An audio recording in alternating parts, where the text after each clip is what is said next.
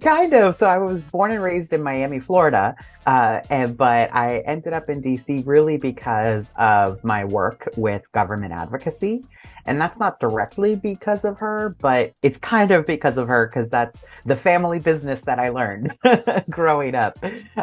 So, I mean, my mom was a member of Congress representing a district of Miami, and she was in Congress since I was 3 years old.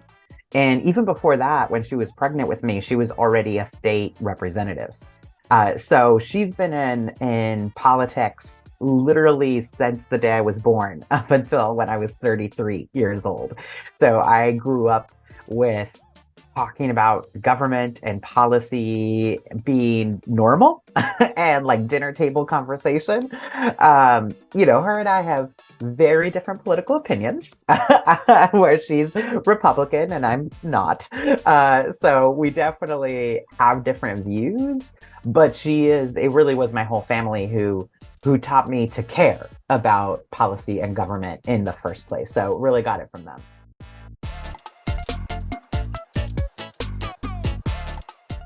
Well, I picked Rodrigo in a pretty nerdy way. I like literally had a spreadsheet and I thought about like, okay, what's my criteria? So kind of boring.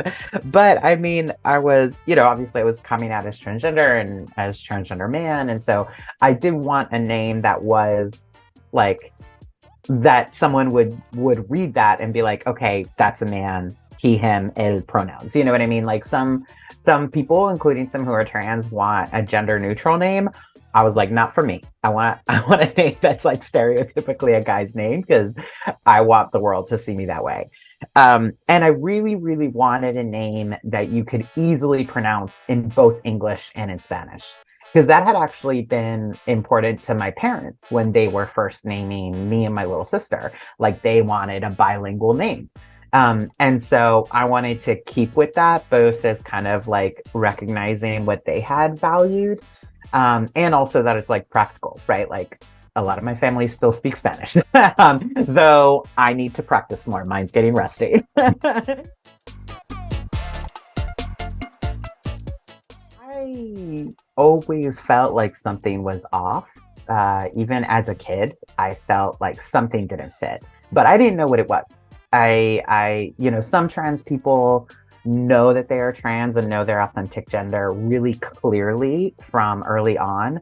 I honestly was not one of those people. Like for me, I just knew something wasn't adding up. It felt like I was in a fog. It felt like there was some kind of barrier between me and other people, but I had no idea what it was. And objectively, all of this stuff in my life was fine. Like I was in a safe school and my parents were loving. And I was like, why is this just still such a struggle? But then I got to go to college and was just so privileged and lucky that I ended up meeting some other trans people. And that's when it was like light bulb moment.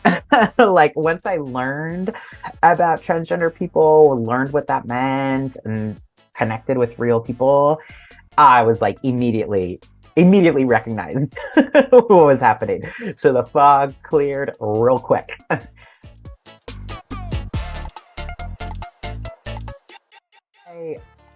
This isn't really advice, but what I wish for 15-year-old Rodrigo is that there were videos like this about Honor 41 out there at the time, because truly, if I had been able to see other trans people, and especially Latino trans men, earlier in my life, I would have been able to come out earlier. It's not complicated. It's